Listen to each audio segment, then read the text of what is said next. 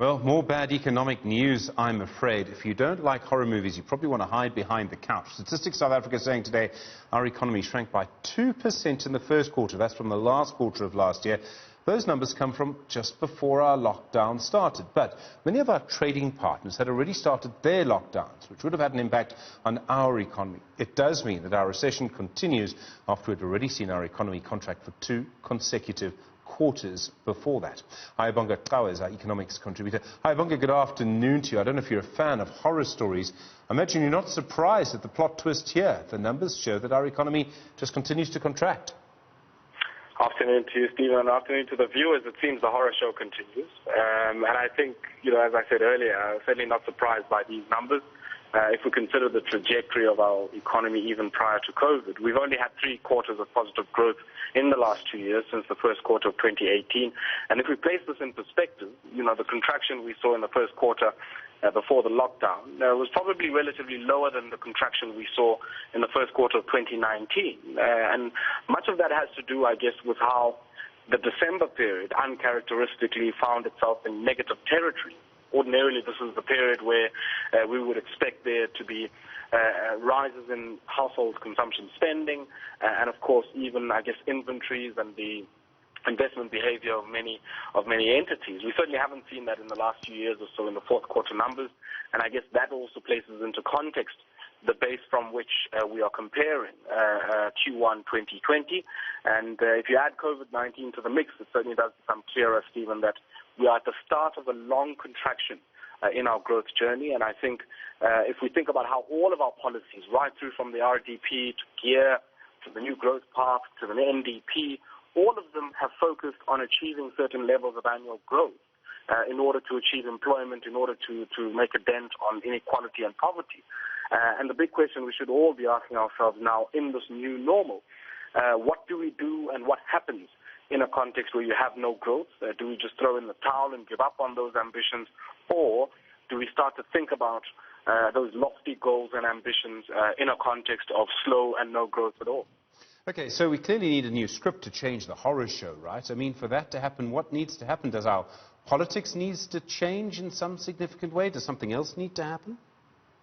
Well, I guess the big question, Stephen, is that we also need to accept the kind of economy that we have. If you think about the primary sector, which has certainly taken a massive beating here, I'm looking at the mining numbers, and of course we saw much better than expected performance on the part of agriculture, which might continue to sustain itself on the back of a record and better than expected maize harvest. But if we think about the contribution of agriculture and mining, it's very small compared to the contribution of maybe a secondary sector like manufacturing or even a tertiary sector like trade, finance, and government and transport services, which have been the drivers of employment and also output growth in the last few years or so. And so the big question really for us is to make sure that we continue to create enabling conditions for the sectors that in the last 15 years to 2 decades or so that have been able to provide large rises in our employment, whilst also, I guess, placing some emphasis in creating linkages with some of the primary industries that the South African economy is renowned for, in particular agriculture and mining, which continue to bring in a lot of foreign exchange. But I think the reality that we find ourselves in, Stephen, is that we're not going to be able to grow this economy if we don't invest. And I think the first issue and the first red flag I saw in these numbers is a nearly 21% contraction in gross fixed capital formation, which in sort of simple layman's terms is just spending on new infrastructure, the repair and the maintenance of existing infrastructure. And we've seen that even prior to the lockdown, there wasn't a lot of capital spending that was happening. We've seen in the municipal data that comes out from the Treasury as well that the spending on capital projects has been much slower at the start of this year, even before COVID-19, and made worse by COVID-19, and we'll see that in Q2. But the reality is that if we don't invest and we don't spend in the economy, both as government and the private sector, then there's no chances that we'll see any growth. Okay, I mean, our economic movie is pretty bad now. We still got that big shark, Jaws, the lockdown figures coming in the next few months. In other words, all of this is going to get so much worse. Indeed. I mean, as you said, the horror show continues, Stephen. And if you think about even the marginal rises that we saw in household consumption, consumption in areas that have experienced growth in the first quarter, furnishings, alcohol, tobacco, many of these activities were closed during the lockdown and in much of Q2, and we'll certainly see some contraction on the part of restaurants, and which might be worse for the subsequent quarters of the South African economy. So if we think this is a horrific set of numbers or an unsettling set of numbers, then what we might see for the second and the third quarter of 2020 might make some of these numbers look like a Sunday school picnic. Right, Ayabonga, I mean, all of this pushes, what it really does is it makes people poorer, right? We've had so much, I think the phrase is negative capital income growth or something per capita. Whatever it means is that over the last 10 years we've been all getting poorer. Now we're going to start seeing jobs go. So what does government do next? Do you have an economic plan that's already supposed to be implemented at the moment, a sort of recovery plan, the stimulus? There seem to be problems there, doesn't seem to be working. Do you think there needs to be another response from government in the near future? Does someone need to just do something? It's interesting, Stephen, that you mentioned those per capita numbers and show that in effect all of us have become poorer. I mean, I would challenge that slightly and say what we've seen is, yes, maybe a decline in the per capita number, but if you disaggregate that and maybe put it in 10 deciles by income, you might find that those at the top of the income distribution have potentially become a lot richer, and some of those at the bottom have relatively become a lot more poorer.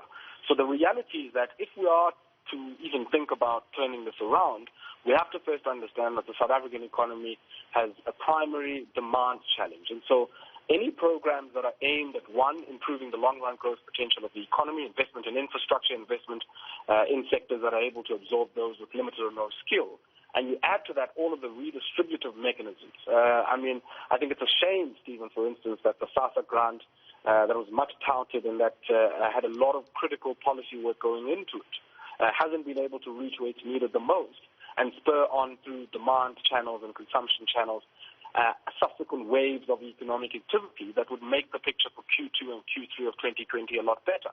And so we need to overcome some of those operational challenges that face many of our redistributive mechanisms, whilst also trying to encourage the government to spend its infrastructure spend a lot better. The NDP targets 10% of gross fixed capital formation coming from the public sector, and across the economy at 30% investment. And I think if we look at where we are, many of our SOEs underspend their capital budgets, many municipalities underspend the same budgets, and we also haven't seen a concomitant response on the part of the private sector in terms of also putting their investment in and putting their lot behind the investment efforts. And I think if we don't do that, the investment side and also the redistributive policy right, we might be digging a much bigger hole for ourselves. I mean, the National Development Plan now, it's 8 years old in December. I mean, it was 2012 that, we first started to see it.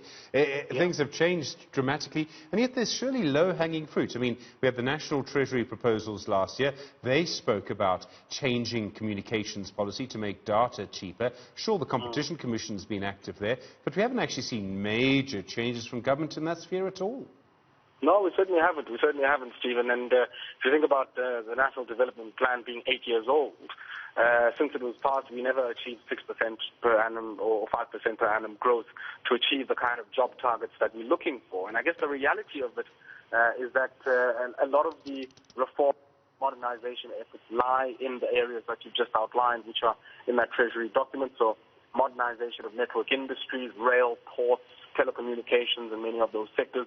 So yes, those are the low-hanging fruits, but it's related to the point I was making. Many of those network industries are characterized by dominant SOE players who haven't been investing. I mean, if you look, for instance, at the investment profile of Eskom in the last few years or so, the investment in generation and transmission has effectively actually declined from 2010, 2011 levels.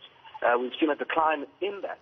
And if you add to that the reality that much of that fleet is aging and old and needs to be maintained and repaired more frequently, then we have the makings of a perfect storm just waiting to happen. And I think we might have muted that storm now because many of the big users haven't returned to full capacity production in many sectors of the South African economy. And I think we have to fix that. You can't really achieve growth if you've got a primary energy constraint like South Africa does. And I think we need to confront that and be able to do so in a way that gives effect to some of the commitments that we've made. But the reality is that if we don't solve some of those supply-side constraints and focus critically on the demand challenge that we face, then the picture is set to get worse. Ayabonga Qawe, I really do appreciate the time. Thank you, economic contributor here on Newzroom Afrika.